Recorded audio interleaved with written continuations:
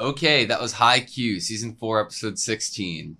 Everything... I am okay that I had a little bit of issue with last episode, because this episode was everything I could have wanted. There were some really cool details in terms of creative direction for backgrounds and animation, everything, yeah. Like the blacking out of the hands, almost all sketchy. It was amazing. And when before the blacking out of the hands even happened, he opened his hand and you could see the stroke size expand and then go back to normal when he was opening his hand. It was so cool. The shot in the flashback of obviously Suga, Asahi, Daichi, and all their eyes. Yeah. And he was they're smiling, but their eyes aren't smiling. And that was such a cool shot.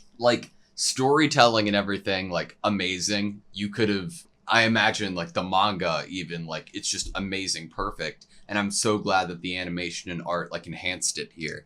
Because, it was just so solid. I love Tanaka, and I love that it was a Tanaka episode, but the details are what made this episode, better than I could have asked for.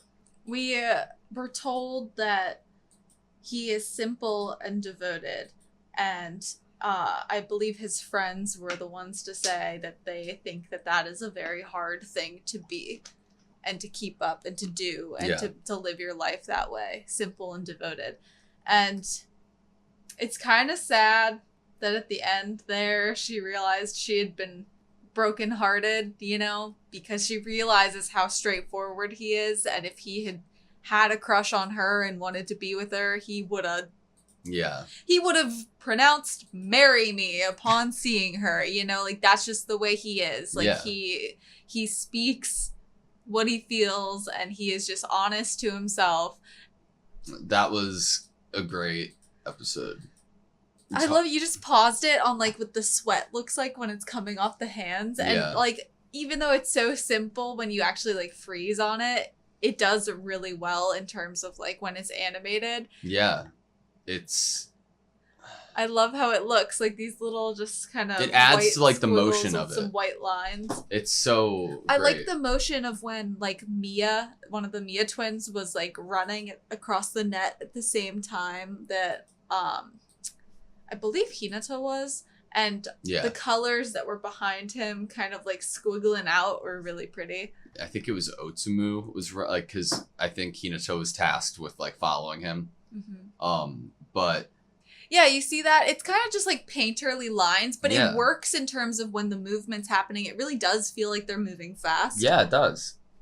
It's good motion blur. It is good motion blur, and it feels like a more creative motion blur. Exactly. And I love that Hinata, it wasn't right after that play, but Hinata acknowledged Tanaka's help with blocking, and that immediately led to him helping Hinata. I know I said that I feel you need Hinata on the team, but I feel one other character who could work in that possible same vein is Nishinoya. Yeah. I think that maybe they both would work in terms of hyping people up and morale boosting. So I think either one of them I would need on my team in order to have someone who could always kind of flip the energy. Because if people are starting to get down, there needs to be someone who's just so freaking goofy and sweet and so true to their own nature in that way that it can just flip everyone's kind of feelings in that moment. Yeah, I agree with you completely. And I think Nishinoya would also be a good person to fill that role. One thing that I knew as a fact, but I didn't really think about much and how it applied to their character was that Tanaka was the only one out of his grade who did stay with the team. No circumstance did he leave. Yeah, and I absolutely everyone else love that. had a circumstance, 2 different ones, obviously, but I absolutely adore that for his character. And I love Bokuto this episode was feeling everything Tanaka was. He was relating so much to it. And I think Akashi was kind of proud of him in some of those moments that he was so aware of what was happening and understanding and feeling it himself. We got a little bit more Suna this episode, which is very appreciated. Suna is a menace. Yeah. I like how quick he is. Suna is quick to realize what you're doing and to start figuring out your movements. Yeah. And also paying attention, you know? Like, Suna has his... I mean, Suna still, by the end of this match, has his eyes on number 5, you know? And I feel like that could possibly carry into the next set. That he's still eyes locked. I need Tanaka. to, like, watch or read a fanfic of Suna and Kenma blocking together. Suna and Kuro blocking together and, like, being next to each other and, like, going up for a block. Like, it just, like, I feel like it writes itself in their character design. We need to just pick Suna up and, like, put him onto Nekoma. Yeah. Just for a game for me, please. You know, like, yeah. I'm for it. Nekoma's probably, like, my all-in-all, like, favorite team to like, play against or watch play. I don't know. Great episode. I'm excited we're up 1 now in the set. You know what I wish I related to from this episode? I wish my depressed feelings only took a few seconds. I wish I could, like, steal that from him. Yeah. It's like... Suki was like, it doesn't work that way kind of thing. I definitely, like, of course it's subjective and affects everybody differently, but I think mindset probably does help a lot with that. And no matter what mindset you have, you're going to end up having those feelings, but I think that affects how you deal with them. Suki saying it doesn't work that way, and it does in fact work that way for Tanaka, fits into the whole kind of theme of his internal dialogue of thinking he was not normal and thinking he was special. Yeah.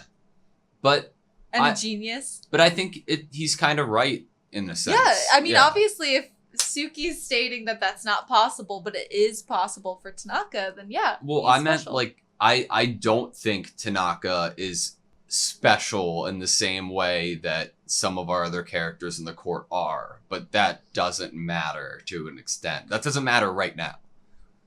He's going to put his heart on the court and try as hard as he can. And just because he wasn't, like, born with some godly, otherworldly ability, like, it doesn't mean he can't be important and, a really good piece to have on the court right now. He has good head game. Yeah. All right, you good? Yeah. Thank you guys so much for watching this video. Please like, comment, and subscribe. And we hope to see you next time.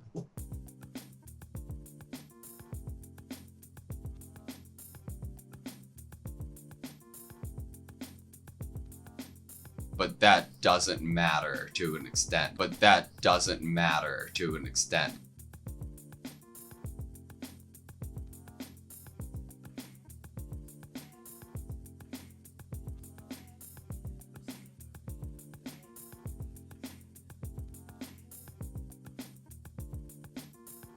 But that doesn't matter to an extent. But that doesn't matter to an extent.